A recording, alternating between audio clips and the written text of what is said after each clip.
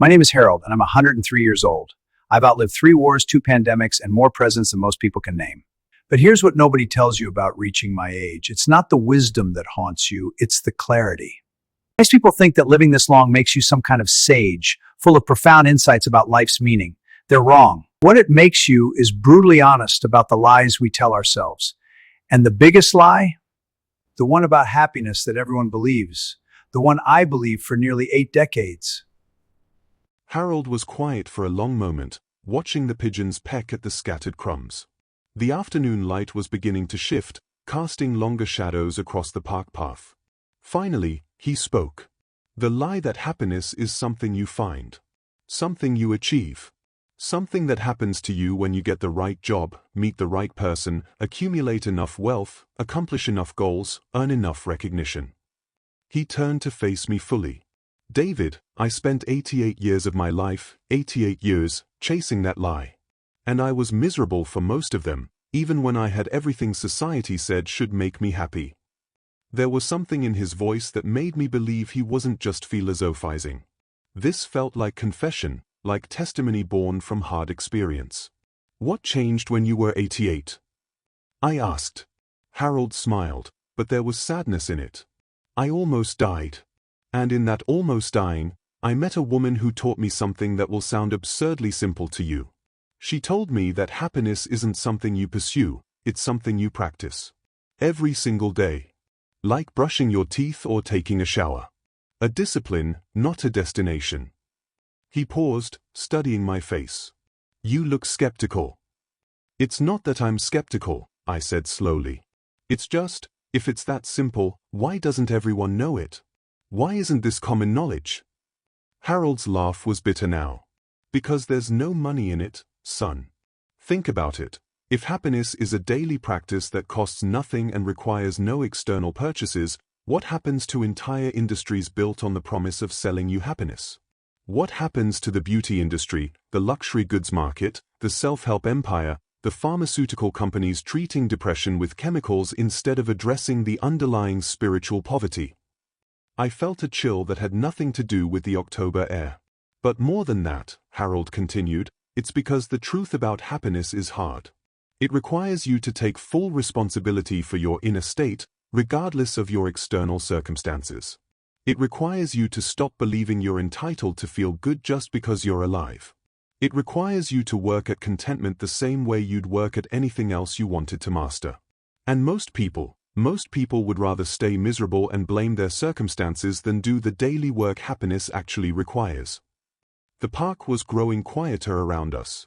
The joggers had finished their routes, the dog walkers had returned home, and even the pigeons were beginning to disperse. But I couldn't move. I was transfixed by this old man and the weight of what he was telling me. Harold, I said carefully, what you're describing. It sounds almost revolutionary. If this is really true, if happiness really is just a practice anyone can learn, then why isn't this being taught in schools? Why aren't there classes on this? Why isn't this basic human curriculum? The sadness in Harold's eyes deepened. Because, David, a population that knows how to be genuinely content is a population that's much harder to control. Much harder to manipulate. Much harder to sell things to. Much harder to convince them that they need whatever product, politician, or promise is being offered. He gestured to the world around us, the city skyline in the distance, the advertisements visible on passing buses, the people hurrying past with their faces buried in phones. Look around you. Really look. Everything you see, the constant stimulation, the endless options, the perpetual upgrades, the social media comparison loops, the consumer culture, the achievement obsession, it's all designed to keep you slightly dissatisfied. Just dissatisfied enough to keep searching, keep buying, keep striving, keep hoping that the next thing will finally be the thing that makes you happy. I felt something crystallizing in my mind, a recognition that was both thrilling and terrifying. You're saying it's all intentional. Not intentional in the sense of some grand conspiracy, Harold clarified. But intentional in the sense that our entire economic system depends on your perpetual dissatisfaction. On your constant feeling that you're just one purchase, one achievement, one relationship away from happiness. Because the moment you realize you already have everything you need to be content right now, in this moment, exactly as you are, well, that's the moment you stop being a profitable consumer. The implications of what he was saying began washing over me in waves. If Harold was right, if happiness really was an internal practice rather than an external pursuit, then what did that mean for everything I'd been taught to want? For all the goals I'd been working toward? For the entire structure of the life I'd been building? I can see I've given you a lot to think about, Harold said gently. And we're just getting started. Because once you understand that happiness is a practice, the next question becomes, what exactly is that practice? What are the specific daily disciplines that create genuine contentment? He reached into his jacket pocket and pulled out a small, worn notebook. I've spent 15 years figuring this out, David. 15 years of daily experimentation, observation, and refinement. And what I discovered will probably surprise you, because it has nothing to do with positive thinking, gratitude lists, or any of the other superficial techniques people usually associate with happiness work. I leaned forward, completely absorbed now. This felt like being offered a map to territory I'd been wandering blindly for years. But before I tell you about the practice, Harold continued, I think you need to understand how I got here. Because the path to this knowledge, it wasn't pretty. It took me 8 decades of making every possible mistake about happiness before I was desperate enough to try something completely different. He closed the notebook and settled back against the bench. So let me tell you about my life, David. All of it. The whole messy, painful, beautiful journey from a boy born into poverty during the Great Depression to a man who finally learned what contentment actually means. Because understanding where this knowledge came from might help you trust it enough to try it yourself. I never believed in chance encounters until October 15, 2023. That was the day I met a man who would fundamentally alter everything I thought I knew about happiness, purpose, and the human condition. What he told me in those 3 hours on a park bench would haunt me, transform me, and ultimately lead me here, to you, sharing a truth so profound yet so simple that most people spend their entire lives running from it. My name doesn't matter for this story. What matters is what I witnessed, what I learned, and what I'm about to share with you. Because the old man was right about one thing: once you understand the real truth about happiness, you carry the weight of that knowledge forever. And sometimes, the most generous thing you can do is pass that weight to someone else who's ready to bear it. This is that story. It was one of those crisp autumn afternoons when the air itself seems to whisper secrets. I had been walking through Meridian Park, not really going anywhere, just moving because staying still had become unbearable. My life, at 34, felt like an elaborate performance I'd forgotten the script to. Successful career in marketing, decent apartment, social circle that looked good on paper, yet every morning I woke up with this gnawing sense that I was missing something fundamental. The park was mostly empty except for a few joggers and dog walkers. That's when I saw him, an elderly man sitting alone on a weathered wooden bench, methodically breaking apart a dinner roll and feeding the pigeons that had gathered at his feet. There was something about his stillness that caught my attention. In a world where everyone seemed to be rushing toward something, he appeared to have arrived. He was small-framed, probably no more than 5'6", with silver hair that caught the afternoon light. His hands, weathered and spotted with age, moved with deliberate precision as he scattered breadcrumbs. But it was his eyes that stopped me cold. They held a clarity I'd rarely seen in people half his age, as if he was seeing something the rest of us were missing. I don't know what compelled me to approach him. Maybe it was loneliness, maybe curiosity, or maybe some deeper instinct that recognized a teacher when I saw one. I cleared my throat softly as I approached. "Beautiful afternoon," I offered, immediately feeling foolish for such a cliché opening. He looked up at me with those remarkable eyes and smiled, not the polite smile we give strangers, but something deeper, warmer. "It is indeed," he said, his voice carrying the gentle rasp of advanced age. "Though I've found that the beauty of an afternoon has very little to do with the weather." Something in his tone invited further conversation. I gestured to the empty space beside him. "Mind if I sit?" "Please."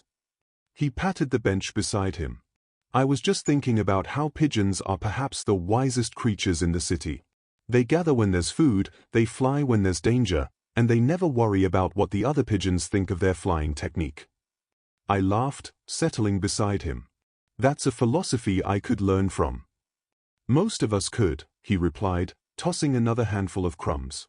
I'm Harold, by the way. Harold Clemens. Been coming to this bench for, must be 12 years now. Nice to meet you, Harold. I'm David. I watched as he continued feeding the birds with what seemed like infinite patience. 12 years is a long time. You must really love this spot. Harold's expression grew thoughtful. Love might be too simple a word. This bench, it's where I learned the most important lesson of my life. Changed everything I thought I knew about everything. He glanced at me sideways. How old would you say I am, David? I studied his face, trying to calculate. The deep lines, the age spots, the slightly trembling hands. 75? 80? He chuckled, a sound like autumn leaves rustling. I'm 103 years old, son. Born March 3, 1920. My mouth fell open. 103? He looked 20 years younger, moved with more grace than some 50-year-olds I knew, and spoke with a mental sharpness that put most people to shame. 103, I repeated, stunned. That's incredible. You've lived through everything. The Depression, World War II, the Civil Rights Movement, the moon landing, the Internet revolution. I've lived through it all, he agreed. Seen humanity at its worst and its best. Watched the world change in ways that would seem like magic to the boy I once was. But you know what the strangest thing is, David? Despite all that living, all that experience, all those decades of supposed wisdom gathering, I only learned how to be truly happy about 15 years ago. When I was 88 years old. The weight of that statement settled between us like a stone dropped into still water. Here was a man who had lived more than a century, and he was telling me he'd only discovered happiness in his final decades? It seemed impossible, tragic even. I can see that troubles you, Harold said, noting my expression. It should. Because what I learned flies in the face of everything our society tells us about happiness. Everything we're taught to pursue, to strive for, to sacrifice for, it's all based on a fundamental lie. I felt something stir in my chest, a mixture of curiosity and unease. What kind of lie? As Harold began his story, I realized I was about to receive something precious, not just information, but wisdom earned through decades of lived experience. I settled in, preparing to listen to the education of a lifetime.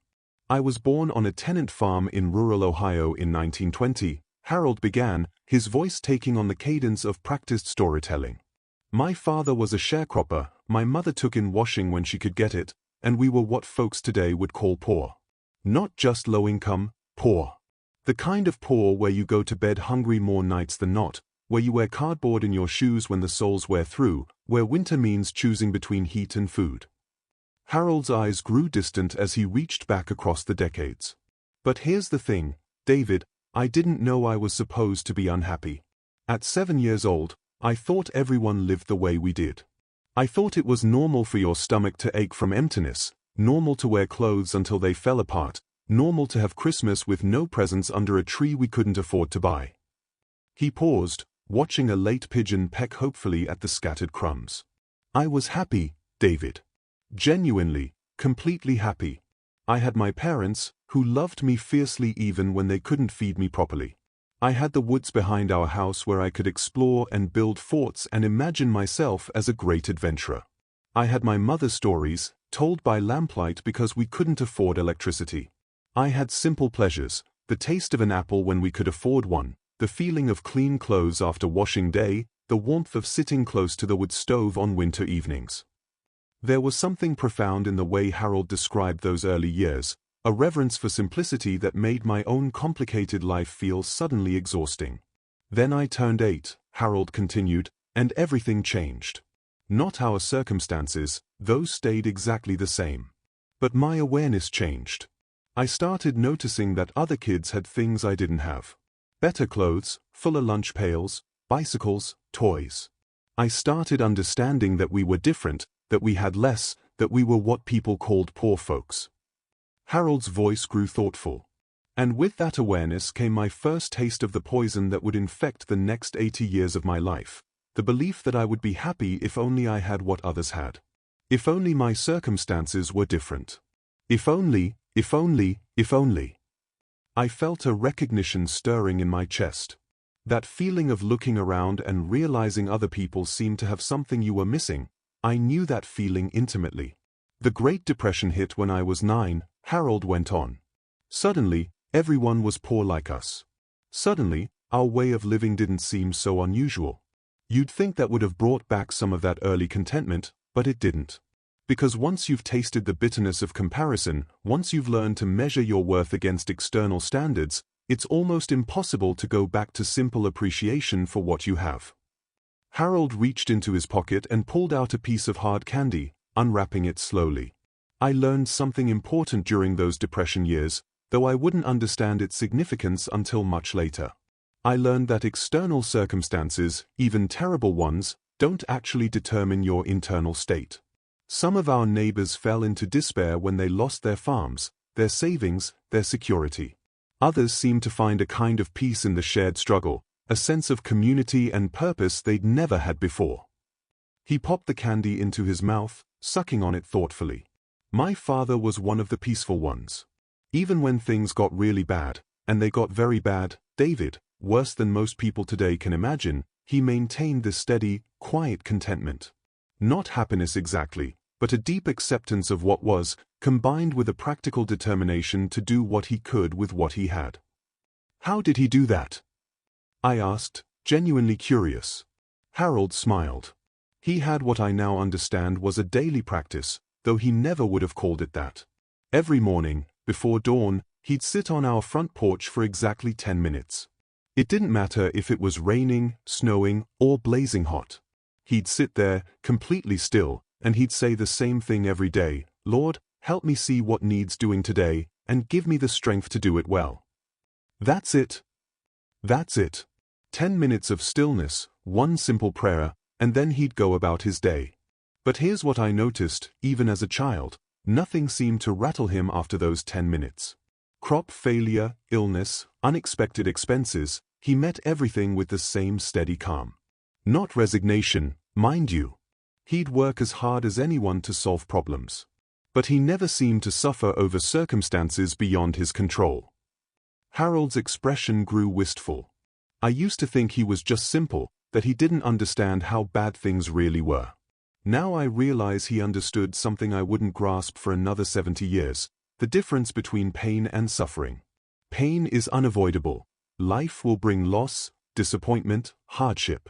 But suffering is optional.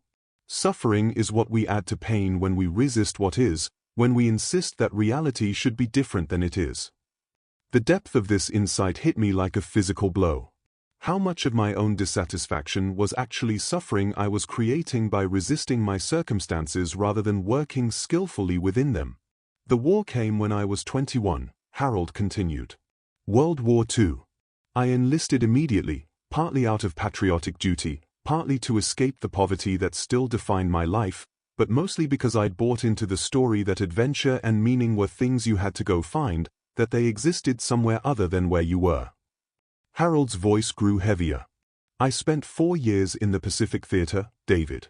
Saw combat in the Philippines, Iwo Jima, Okinawa.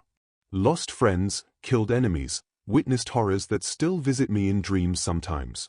And through it all, I was chasing this idea that surviving the war would somehow make me into a different person, a better person, a happier person.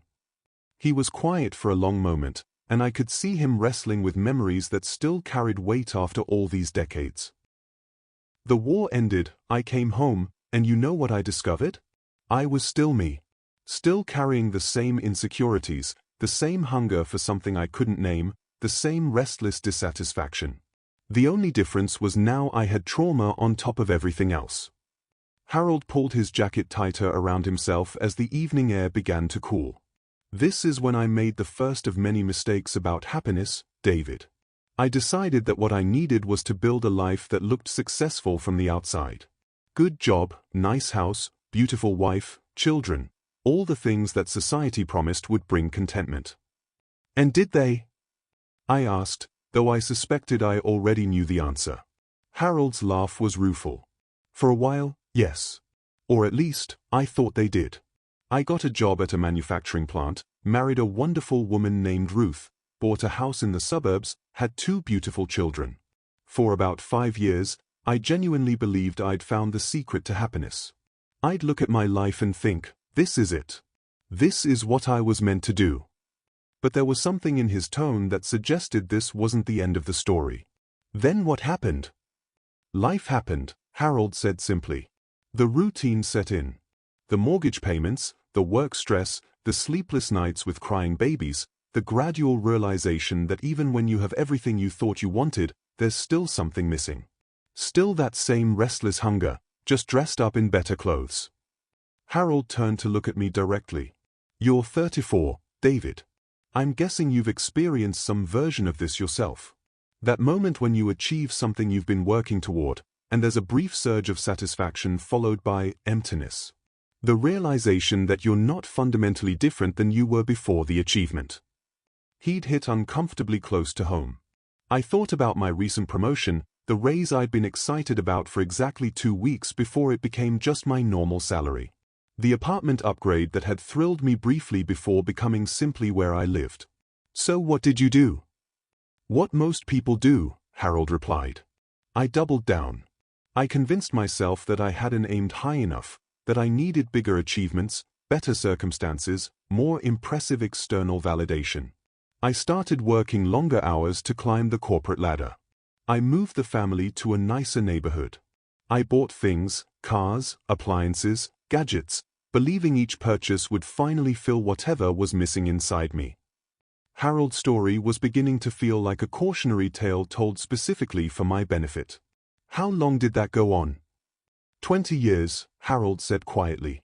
20 years of chasing promotions, accumulating possessions, trying to construct a life that would finally make me feel the way I thought I was supposed to feel.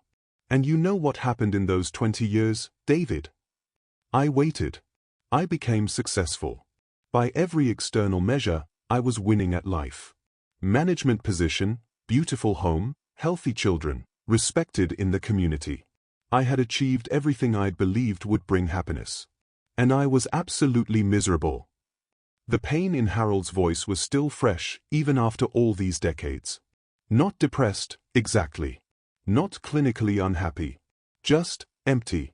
Going through the motions of a life that looked perfect from the outside while feeling nothing but hollowness on the inside. I felt a chill of recognition.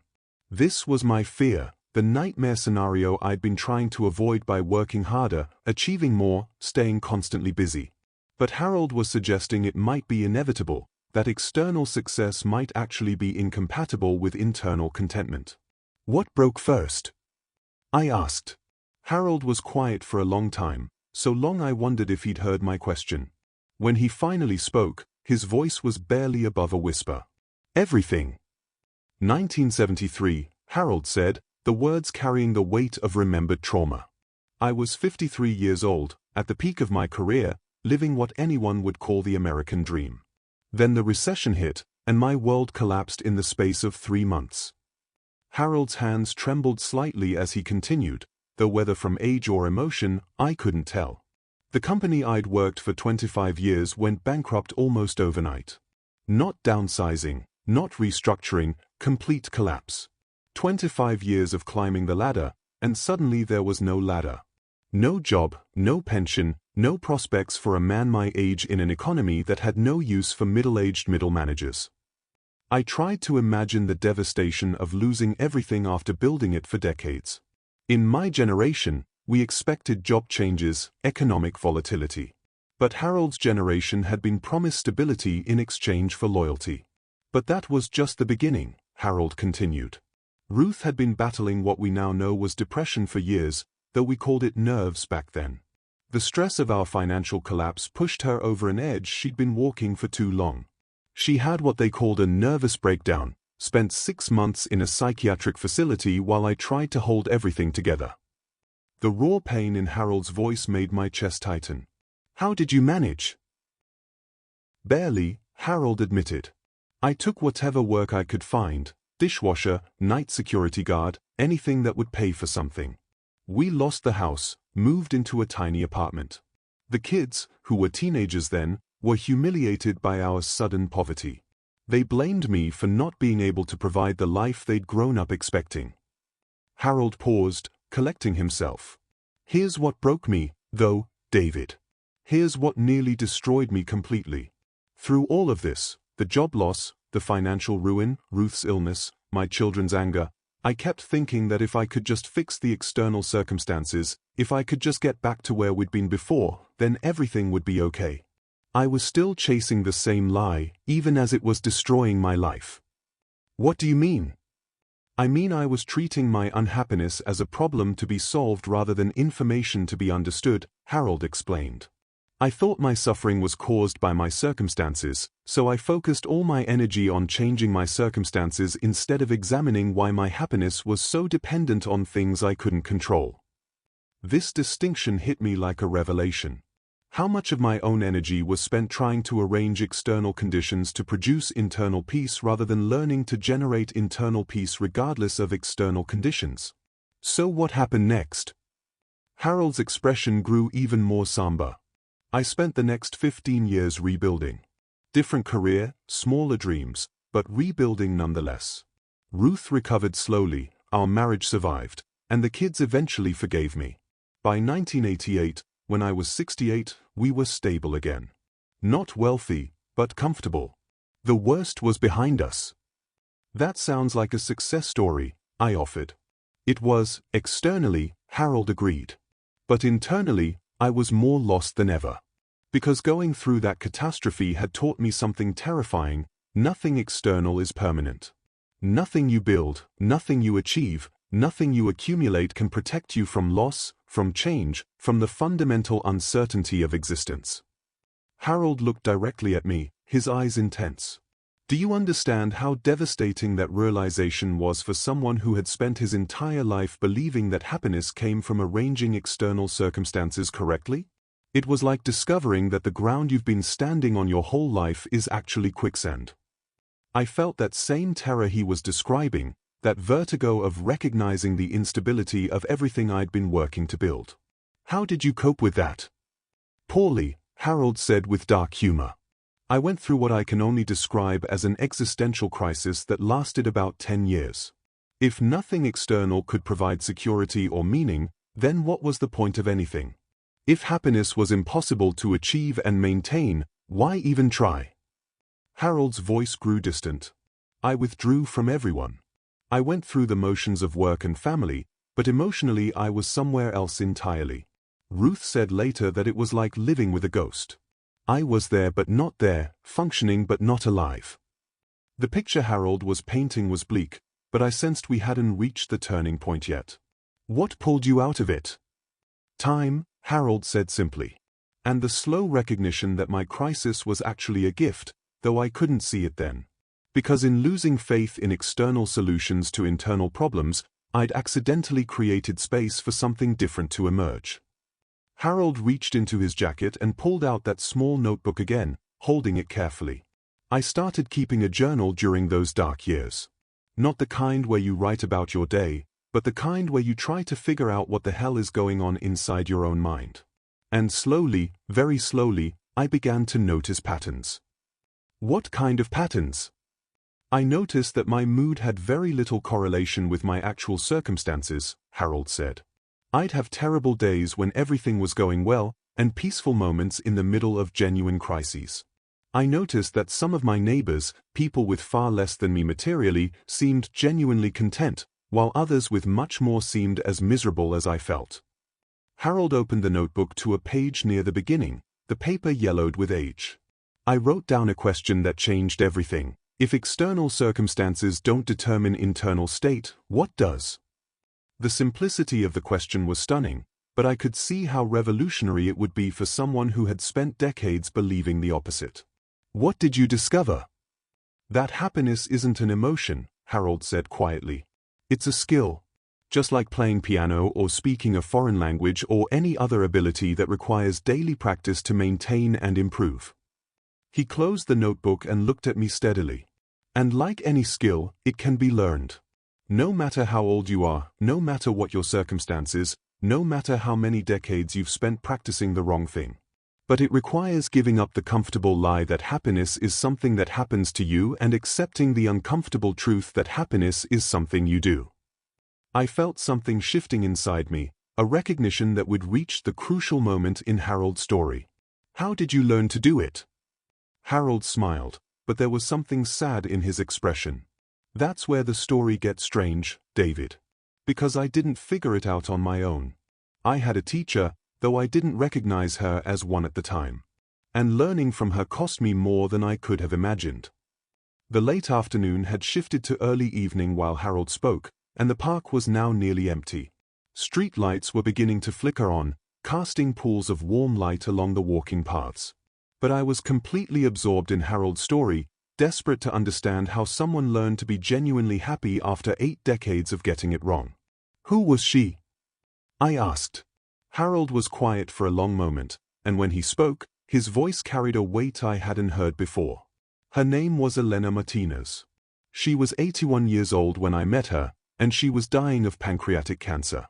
She had maybe 3 months to live when our paths crossed, and she was the most genuinely joyful person I'd ever encountered. Harold paused, seeming to gather himself. I met her in the oncology ward at St. Mary's Hospital. I was there visiting Ruth, who was getting treatment for what thankfully turned out to be benign tumors. But the waiting room was the waiting room, and you ended up talking to whoever was there. Elena was there every Tuesday for chemotherapy that everyone knew wasn't going to save her life. And she was happy? While dying of cancer? Not happy in the way we usually think of it, Harold clarified. She wasn't pretending everything was wonderful or positive thinking her way through terminal illness. She was dying, and she knew it, and she grieved that reality deeply. But underneath the grief, there was this unshakable peace. This sense that she was exactly where she was supposed to be, doing exactly what she was supposed to be doing, even if what she was doing was dying. Harold's description of Elena was unlike anything I'd ever heard. Peace while dying? Contentment in the face of ultimate loss? It seemed impossible, almost inhuman. How? I asked simply. That's exactly what I asked her, Harold said. But not right away. For the first few weeks, I just watched her. I watched how she interacted with the nurses with genuine warmth even when she was obviously in pain. I watched how she listened to other patients' problems with complete attention even though her own situation was far worse. I watched how she seemed to find something meaningful in even the smallest moments, the taste of iced chips, the feeling of sunlight through the hospital window, and a funny story from her granddaughter. Harold's voice took on a tone of wonder. She radiated something, David. Not artificial cheerfulness or forced optimism, but genuine contentment. Like she'd figured out some fundamental secret about existence that the rest of us were missing. What did she tell you when you finally asked? Harold's laugh was soft but rueful. She told me I was asking the wrong question. I asked her how she could be happy while dying, and she said, Harold, I'm not happy while dying. I'm happy while living.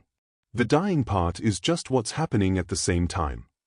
The profundity of that distinction took my breath away. Happy while living, not despite dying. As if happiness wasn't conditional on circumstances but was a way of being that could coexist with any circumstances. She explained it like this, Harold continued. Most people spend their lives waiting to be happy. Waiting for the right circumstances, the perfect moment, the ideal situation. But waiting to be happy is like waiting to breathe. You'll suffocate long before the perfect conditions arrive.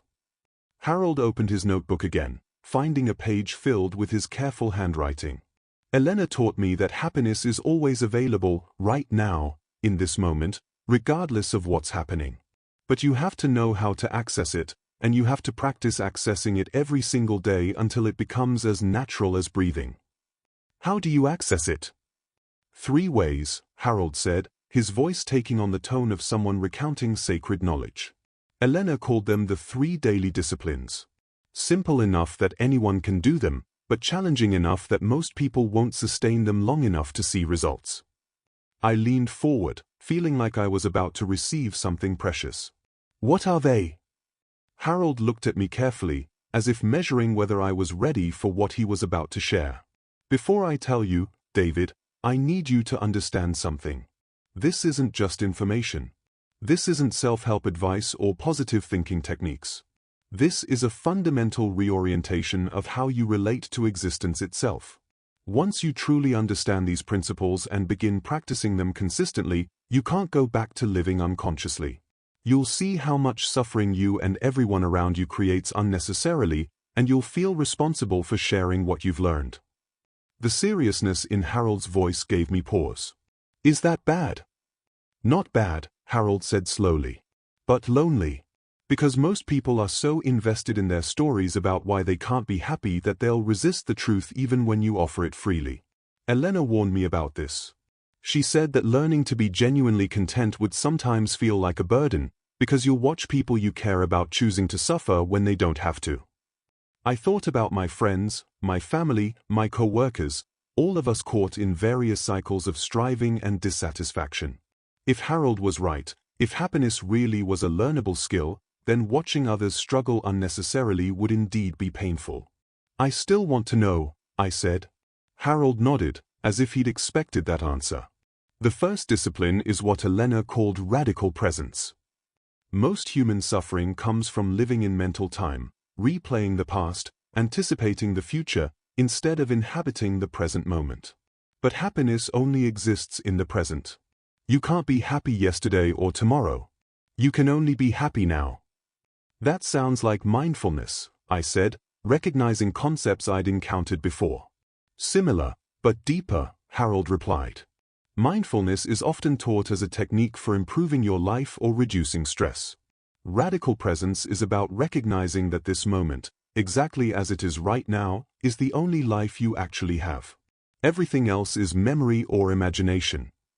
Harold looked around at the park, now illuminated by streetlights and the last traces of daylight. Right now, in this moment, what's actually happening? You're sitting on a bench with an old man, listening to a story. The air is cool but not uncomfortable. Your body is healthy enough to carry you through your day. There are trees around us, lights creating patterns of shadow and illumination, the distant sounds of a city settling into evening. If you can be fully present to what's actually here, right now, there's a natural contentment available that doesn't depend on changing anything. I tried to follow Harold's guidance, dropping my attention into the immediate sensory reality of the moment. And something remarkable happened. For just a few seconds, the constant mental commentary about my life, my problems, my plans fell away, and there was just this: the bench, the trees, the old man's voice, the simple fact of being alive. And in that simplicity, there was indeed a kind of peace I rarely experienced. You felt it, Harold said, noticing something in my expression. That's what Elena called the natural happiness, the contentment that's always available when you stop demanding that this moment be different than it is. But how do you maintain that when real problems need solving? I asked. You can't just sit in the present moment when you have bills to pay or relationships to repair or goals to achieve. That's where the second discipline comes in, Harold said. Elena called it skillful action. Once you're genuinely present to what is, you can respond to what actually needs attention instead of reacting to your stories about what's happening. Harold shifted on the bench, settling in to explain. Most of our actions come from emotional reactivity. We do things because we're anxious, angry, bored, frustrated, or trying to avoid discomfort. But actions taken from reactivity usually create more problems than they solve. Skillful action comes from presence. You see clearly what the situation requires, and you do what needs to be done without emotional drama. Can you give me an example? Sure, Harold said. Let's say you lose your job. The reactive approach is to panic, blame others, frantically send out hundreds of resumes, or fall into despair about your future. The skillful action approach is to fully accept that you've lost your job, feel whatever emotions come up without trying to escape them, and then calmly assess your situation and take practical steps toward finding new employment. The distinction was subtle but crucial. Same external situation, completely different internal experience, and likely different outcomes. And the third discipline. Harold's expression grew even more serious. Elena called it loving service. This one is the hardest for most people to understand because it challenges our deepest assumptions about self-interest and happiness. He paused, choosing his words carefully. We're taught that happiness comes from getting what we want, accumulating pleasant experiences, avoiding discomfort. But Elena discovered something counterintuitive. Genuine happiness comes from giving what others need, often regardless of what you're getting in return. That sounds like a recipe for being taken advantage of, I said. It would be, if you were doing it to get something back, Harold replied. But that's not what loving service means. It means recognizing that your well-being is fundamentally interconnected with the well-being of others. When you serve life itself, through kindness, generosity, care for others, you align yourself with something larger than your personal desires. And that alignment is inherently fulfilling in a way that getting what you want never is. Harold looked at me intently. Think about the happiest moments of your life, David. I'm willing to bet that most of them involved either being completely present to beauty or wonder, taking skillful action on something meaningful, or contributing to someone else's well-being. Am I wrong? I considered this carefully. My most treasured memories were indeed moments of presence, watching a sunset, having a deep conversation, experiencing art that moved me, or moments of meaningful action and contribution. My achievements felt good briefly, but my moments of genuine connection and service had a different quality entirely. You're not wrong, I admitted.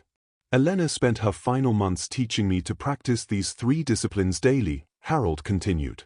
Presence, skillful action, loving service.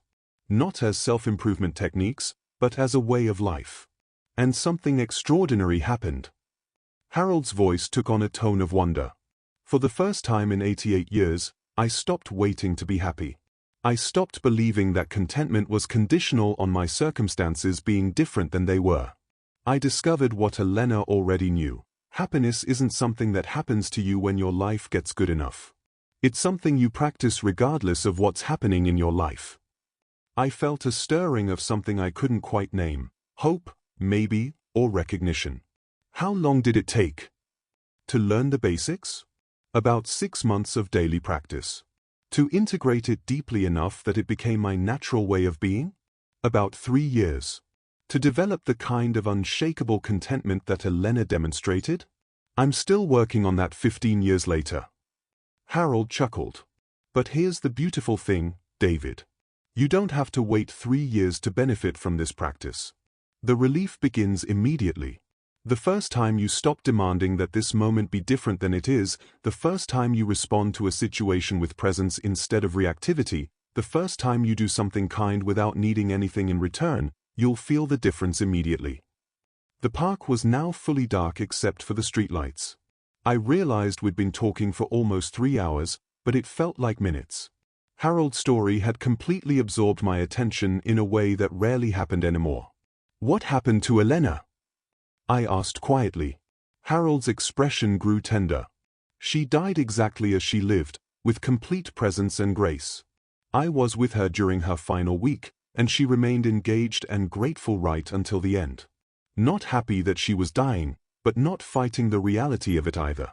Just present to what was happening with as much love as she could manage. Did she have any final advice? Harold nodded. She said, Harold, the only tragedy would be if you learn to be happy and then keep it to yourself. This knowledge isn't meant to be hoarded. It's meant to be shared. Harold looked at me meaningfully. That's why I'm telling you this story, David. That's why I've spent the last 15 years talking to anyone who seems ready to listen. I felt the weight of responsibility Harold had mentioned earlier. If what he was sharing was true, if happiness really was a learnable skill that could transform anyone's life, then didn't I have an obligation to learn it myself and share it with others? Harold, I said carefully, this all sounds profound and life-changing. But I have to ask, if these practices are so effective, if they really can create lasting contentment, why isn't this mainstream knowledge? Why aren't these techniques being taught everywhere? Harold's expression grew sad. Because, David, our entire civilization is built on the opposite assumption. We've constructed an economic system, a social structure, an educational framework, even an entertainment industry that depends on people believing that happiness comes from external sources. He gestured toward the city lights visible in the distance. Think about it. If everyone knew how to be genuinely content with what they already have, what would happen to consumer culture? If people found fulfillment in presence and service rather than achievement and accumulation, what would happen to industries built on selling solutions to unhappiness? The implications were staggering. Are you saying that keeping people unhappy is profitable? Not consciously, Harold clarified. I don't think there's some conspiracy to keep people miserable. But I do think we've accidentally created systems that profit from dissatisfaction and anxiety. Think about advertising. It only works if you believe you're missing something. Think about social media. It only captures your attention if you're comparing yourself to others. Think about the self-help industry. It only thrives if people believe happiness is complicated and requires expert guidance. Harold's analysis was troubling but rang true. How much of modern life was indeed designed to create and exploit dissatisfaction? But beyond the economic factors, Harold continued, there's something else that keeps this knowledge from spreading. It requires personal responsibility. It's much easier to believe that your unhappiness is caused by external factors than to accept that it's maintained by internal habits. It's more comfortable to blame your circumstances than to admit you've been practicing unhappiness and could choose to practice something different. I felt a mixture of excitement and overwhelm. If Harold was right, I'd been given access to life-changing knowledge. But I'd also been confronted with the reality that everything I'd been taught to pursue might be based on false premises. How do I start? I asked. Harold smiled, and for the first time that evening, it was an expression of pure joy. You already have, just by listening with an open mind. But if you want to begin formal practice, start with just 5 minutes each morning. 5 minutes of what Elena called sitting with what is. What does that look like? Find a quiet place where you won't be disturbed. Sit comfortably but alertly. Close your eyes and simply notice what's happening right now, the sensations in your body, the thoughts passing through your mind, the emotions present in your heart. Don't try to change anything or fix anything or improve anything. Just practice being completely present to whatever is actually happening. Harold reached into his jacket and pulled out a small card, worn smooth from handling. Elena wrote this for me during her final week. She said to give it to the first person who was ready to begin the practice. I took the card with trembling hands. In careful handwriting, it read, "Dear student, happiness is not a destination you arrive at. It is a way of traveling. Practice presence. Choose service. Trust love. Everything you need is already here." Elena. Looking at those simple words, I felt something shift inside me, not a dramatic transformation, but a quiet recognition that I was standing at a threshold. On one side was everything I'd believed about happiness, success, and fulfillment. On the other side was an entirely different way of being in the world. "There's one more thing I need to tell you," Harold said, his voice taking on a gravity that made me look up from the card. "Something I haven't mentioned about Elena and why her teaching was so powerful." I waited. She wasn't a teacher in any formal sense. She wasn't a guru or a spiritual leader or someone who'd spent years studying happiness. She was a retired seamstress from El Salvador who'd lived through civil war, extreme poverty, the loss of 2 children, and decades of hardship that would have broken most people. Harold's voice grew quiet.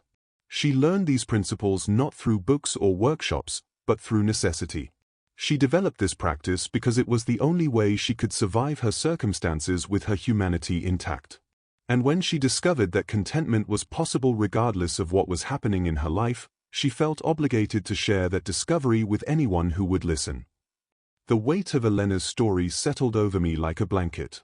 This wasn't theoretical philosophy or privileged wisdom. It was knowledge earned through the hardest kind of lived experience.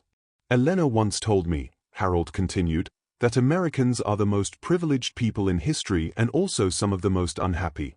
She said it's because we've been taught to expect happiness to be delivered to us rather than learning to generate it ourselves. We've been given so much external comfort that we've never developed internal resources. I thought about my own life, about the incredible advantages I'd been born into compared to most of human history, and yet how often I felt dissatisfied, anxious, or empty. Elena's observation was uncomfortable but accurate. What would Elena think about me sharing this with you? I asked. Harold's smile was warm. She'd be delighted. She believed that everyone deserves to know that happiness is possible, that suffering is optional, that contentment is a skill that can be learned regardless of your starting point or circumstances. He stood up slowly from the bench, his movements careful but purposeful. I should head home now, David. My old bones don't appreciate these evening temperatures the way they once did. I stood as well, not wanting our conversation to end. Harold, thank you. This has been... I don't even know how to describe it. Life-changing, maybe. Don't thank me yet, Harold said with a chuckle. Thank me in 6 months if you've actually been practicing what we've discussed. Knowledge without practice is just entertainment. And Elena's teachings are too precious to be treated as entertainment. We began walking slowly toward the park's exit. Will you be here again? I asked. I have so many more questions. I'm here every Tuesday around 3, Harold replied. Have been for 12 years, will be for as long as my legs can carry me.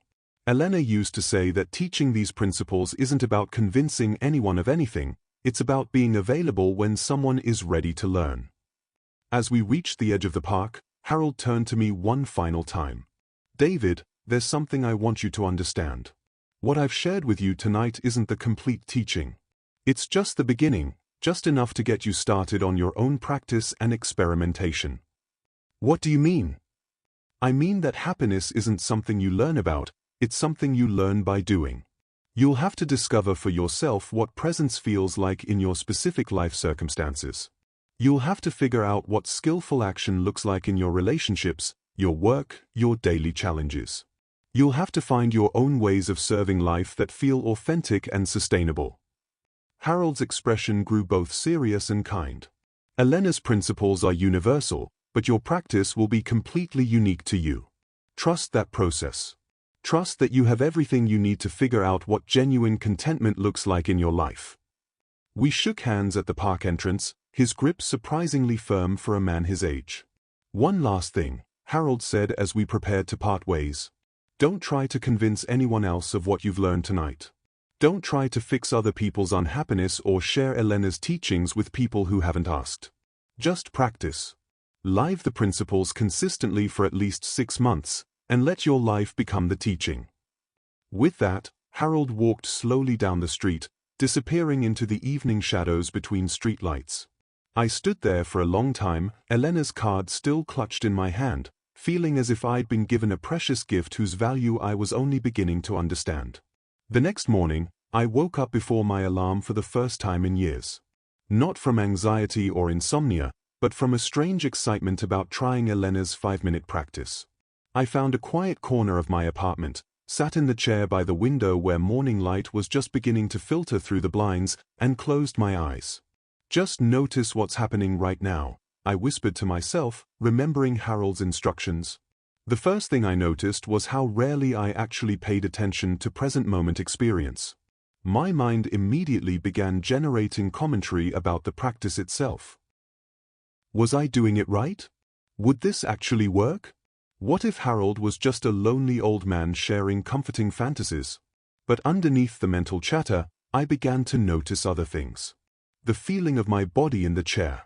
The sounds of traffic beginning to build outside. The sensations of breathing that I usually took completely for granted. And something remarkable happened. For brief moments, the constant anxiety that had become my normal background state simply wasn't there. It wasn't that I felt blissful or euphoric.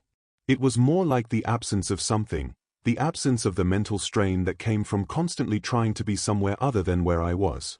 Those 5 minutes passed faster than almost any 5 minutes of my life. When I opened my eyes, I felt different. Not transformed, but cleaner somehow. Like I'd just taken a shower for my consciousness. Over the following weeks, I maintained the morning practice with a consistency that surprised me. Usually, when I tried new habits, I'd manage a few days before life intervened and I'd forget or make excuses. But this felt different. The morning presence practice wasn't something I had to do, it was something I wanted to do, something that reliably made the rest of my day feel more manageable. I also began trying to apply Harold's concept of skillful action to my daily life. Instead of reacting immediately to emails, difficult conversations, or stressful situations, I'd pause and ask myself, what does this situation actually require? The results were remarkable. I found myself responding to workplace conflicts with clarity instead of defensiveness, approaching relationship challenges with curiosity instead of reactivity. But it was the third principle, loving service, that proved most challenging and most transformative. I started small. Holding doors for people without expecting acknowledgement. Listening to colleagues' problems without immediately offering solutions or relating everything back to my own experience. Volunteering to help with projects that wouldn't advance my career. At first, it felt unnatural, even foolish. My conditioning told me that looking out for my own interests should be the priority. But something unexpected began happening. The more I focused on contributing to others' well-being instead of pursuing my own happiness, the more genuinely content I felt. Not the temporary pleasure that came from getting what I wanted, but a deeper satisfaction that seemed to grow stronger the more I practiced it. About 6 weeks into my experiment with Elena's teachings, I had an experience that convinced me Harold hadn't been sharing philosophical theories but practical realities. I was having lunch with my friend Marcus, who was going through a difficult divorce and had been struggling with depression for months. Usually, when Marcus talked about his problems, I'd listen for a few minutes before getting uncomfortable and changing the subject or offering advice he hadn't asked for. But that day, I practiced what Harold had called radical presence. I gave Marcus my complete attention, not planning what I was going to say or how I could help, just being fully there for whatever he needed to express. And something beautiful happened. Marcus began talking about his situation with less desperation and more clarity. By the end of lunch, he was laughing for the first time in months and making plans to take care of himself better. "I don't know what was different about today," Marcus said as we prepared to leave, "but talking to you felt healing somehow." "Thank you." Walking back to my office, I realized I felt more fulfilled than I had in years. Not because I'd accomplished anything impressive or gained anything for myself, but because I'd been truly useful to someone who was suffering. This was what Harold meant about happiness being a practice rather than a pursuit. By focusing on being present and helpful rather than trying to extract satisfaction from the situation, I'd stumbled into the kind of contentment that couldn't be purchased or achieved. 3 months into practicing Elena's principles, something happened that tested everything I thought I'd learned. I lost my job. Not through any fault of my own. The company was acquired, my entire department was eliminated, and suddenly I was 34 years old and unemployed in a competitive market. The old me would have panicked, fallen into despair, or become consumed with anger about the unfairness of it all. Instead, I found myself applying the first principle, radical presence. What was actually happening right now? I'd lost my job. That was a fact. My emotional reactions to that fact, anxiety about the future, anger about the situation, shame about being unemployed, those were additions I was making to the basic reality. I spent the morning after getting the news just sitting with what was actually true. I was healthy, I had savings to last several months, I had skills and experience that would be valuable to other employers, I had friends and family who cared about me. When I focused on what was actually present rather than my stories about what the job loss meant for my future, I felt sad about leaving colleagues I'd enjoyed working with, but not the existential terror I would have expected. Then I applied the second principle, skillful action. Instead of frantically sending out hundreds of resumes or falling into despair about my prospects, I took a step back and asked what the situation actually required. I updated my resume carefully, reached out to my professional network thoughtfully, and began researching companies where I might genuinely want to work.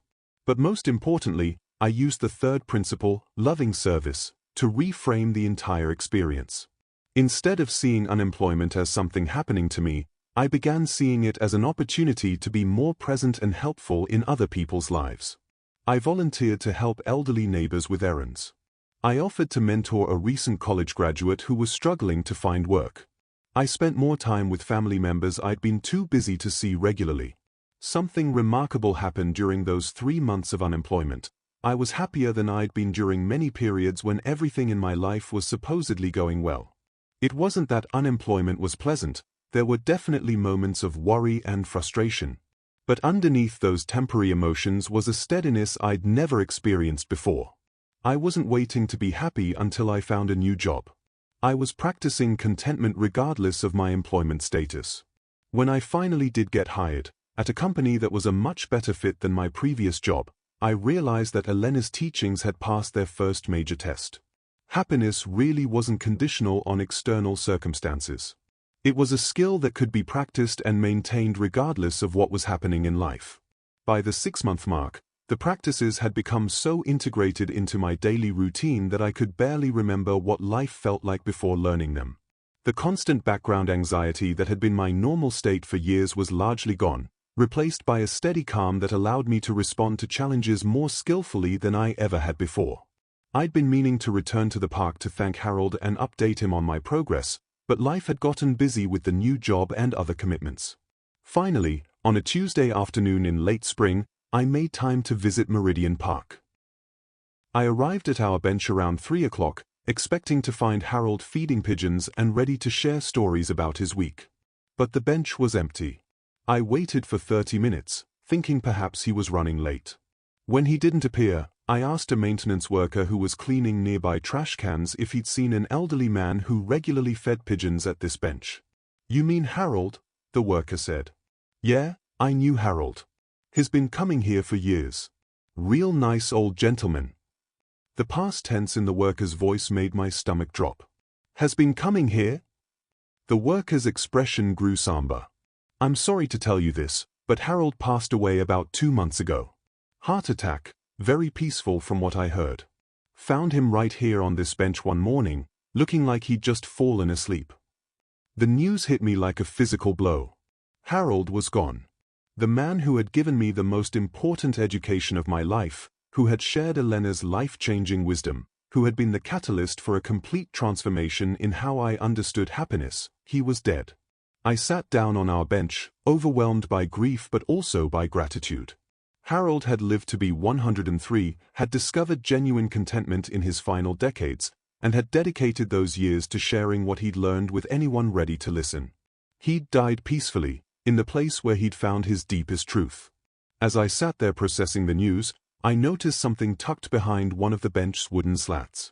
A small envelope with "For David" written in Harold's careful handwriting. With trembling hands, I opened it and found a letter dated just 3 weeks before Harold's death. "Dear David, if you're reading this, it means I'm no longer able to meet you on Tuesdays, but you've returned to this bench anyway. That tells me the practices have taken root in your life, that you've discovered for yourself what Elena tried to teach us both. I want you to know that sharing Elena's wisdom with you was one of the great joys of my final years.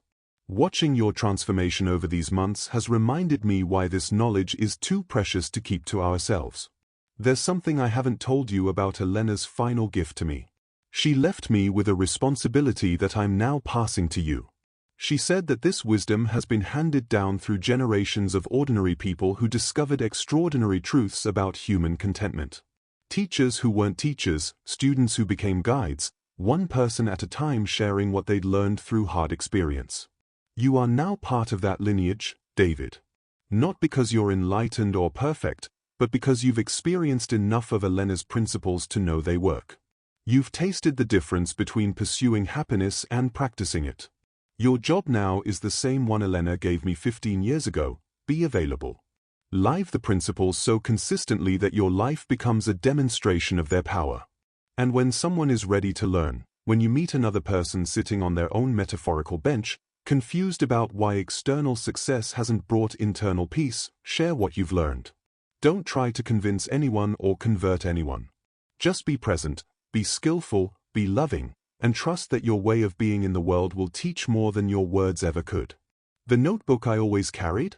It's buried with me, as Elena's was buried with her. But everything important is already written in your heart. You know the principles. You've practiced them. You've experienced their effects. That's all you need to pass them along. Thank you for listening, David.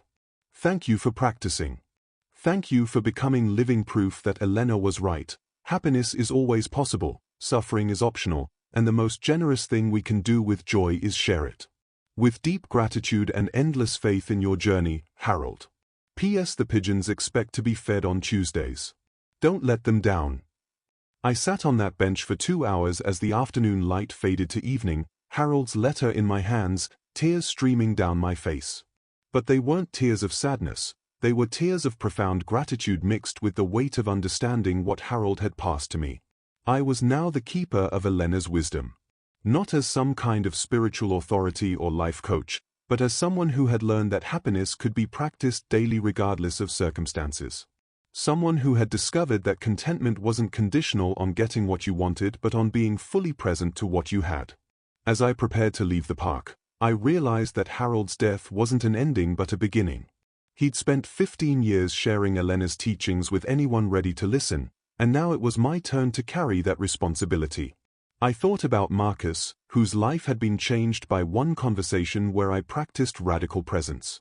I thought about the elderly neighbors I'd been helping during my unemployment, how small acts of service had created unexpected connections and mutual joy. I thought about the colleagues at my new job who had noticed something different about how I handled stress and had asked what my secret was. Harold was right, I didn't need to convince anyone or convert anyone. I just needed to live the principles consistently and be available when people were ready to learn. As I walked home from the park that evening, I made a commitment that has shaped every day since. I would honor Elena's wisdom and Harold's teaching by becoming the kind of person others might approach when they are ready to learn that happiness isn't something you find, it's something you practice. That was 18 months ago. Since then, I've had dozens of conversations with people who noticed something different about how I move through life and wanted to know what changed. I've shared Elena's 3 principles with friends going through divorce, colleagues struggling with career dissatisfaction, family members battling depression, and strangers I've met in coffee shops and bookstores who seemed ready to hear that there was another way to approach human happiness. I return to Harold's bench every Tuesday, usually bringing breadcrumbs for the pigeons who still gather there expecting their weekly meal. Sometimes I sit alone, practicing presence and reflecting on how much my life has changed since learning Elena's wisdom. Sometimes someone approaches, drawn by the same mysterious instinct that led me to Harold, and we end up in conversations that change both our lives. Last month, I met a woman named Sarah who was grieving the death of her teenage son. She was sitting on a nearby bench, staring at nothing, radiating the kind of profound hopelessness that makes you want to look away. But instead of walking past, I remembered Elena's principle of loving service and asked if she was okay. We talked for 3 hours. Not about happiness, grief deserves its own space and time, but about the difference between pain and suffering. About how to be present to unbearable emotions without being destroyed by them. About how meaning can sometimes be found not despite our losses but through how we choose to carry them. Sarah has been coming to the park on Tuesdays too. She's not ready to learn about happiness yet, and maybe she never will be. But she's learning to practice presence with her grief, to take skillful action in rebuilding her life, and to find purpose in helping other grieving parents. Elena's principles work just as well for navigating tragedy as they do for finding contentment. I think Harold would approve. The most important thing I've learned in these 18 months of sharing Elena's wisdom is that it doesn't matter whether people believe me when I tell them happiness is a practice rather than a pursuit. What matters is that I live these principles consistently enough that my life becomes evidence of their truth. People can argue with your words, but they can't argue with your way of being in the world. When you genuinely embody presence, skillful action, and loving service, others feel it. They may not understand it or be ready to learn it, but they feel the peace that comes from someone who has stopped waiting to be happy and started practicing contentment. Sometimes I wonder what would have happened if I'd never met Harold that October afternoon. Would I still be chasing external solutions to internal problems? Would I still be waiting for the perfect circumstances to allow myself to be content? Would I still be unconsciously practicing unhappiness while believing it was being caused by my situation? But then I remember that Elena said there are no accidents in learning, only readiness. Harold was sitting on that bench for 12 years, sharing Elena's wisdom with anyone who approached him with genuine curiosity. I wasn't ready to receive that teaching until I was 34 years old and frustrated enough with the conventional approach to happiness to try something completely different. Now I understand what Harold meant when he said that learning to be genuinely happy would sometimes feel like a burden. It's difficult to watch people you care about choosing to suffer when they don't have to. It's painful to see friends and family members waiting for external circumstances to change instead of developing internal resources that would allow them to be content regardless of what's happening in their lives. But it's also the most meaningful work I've ever done. There's no satisfaction comparable to watching someone discover that they have the power to generate their own contentment. No achievement I've ever accomplished feels as significant as being present for the moment when someone realizes that happiness isn't something they have to earn or deserve or wait for. It's something they can practice right now, in this moment, exactly as they are. So here's what Harold taught me that Elena taught him. Happiness isn't a destination you arrive at when you finally get your life arranged correctly. It's not a reward for good behavior or a prize for achieving certain goals. It's not something that happens to you when you meet the right person, land the right job, accumulate enough wealth, or solve all your problems. Happiness is a skill, a daily practice, a way of being in the world that can be learned by anyone willing to do the work, regardless of their circumstances, their history, or their starting point. The practice is simple but not easy. Radical presence, stop living in mental time and inhabit the present moment. This is the only moment you actually have, the only moment in which happiness is actually possible. Everything else is memory or imagination. Skillful action, respond to situations from clarity and wisdom rather than reacting from emotion and conditioning. Ask what each situation actually requires rather than what your feelings demand. Loving service, recognize that your well-being is interconnected with the well-being of others. Find ways to contribute to life itself rather than constantly trying to extract satisfaction from it. These aren't self-improvement techniques designed to make your life better. They are a fundamental reorientation toward existence itself. They are a way of living that generates contentment from the inside out rather than depending on external circumstances to provide peace. The hardest part about learning this isn't mastering the practices. They're actually quite simple once you start doing them consistently. The hardest part is accepting that you've been practicing unhappiness for years and could have been practicing something else all along. But Elena was right. Once you taste genuine contentment, once you experience the relief of no longer waiting to be happy, you feel obligated to share that possibility with others. Not by convincing anyone or preaching to anyone, but by living in a way that demonstrates there's another option. That's what I'm doing now, every day. Practicing presence, skillful action, and loving service. Not perfectly. I still get caught in old patterns of reactivity and striving. But consistently enough that my life has become fundamentally different than it was before meeting Harold. And sometimes, on Tuesday afternoons, someone approaches me on Harold's bench and asks why I seem so content. When that happens, I remember Elena's wisdom, Harold's generosity, and the responsibility I've inherited to share what I've learned with anyone ready to discover that happiness isn't something you find. It's something you practice. What did this story mean to you? Drop your thoughts in the comments, hit like, and subscribe to the 11th Hour Tales for more eye-opening tales every week.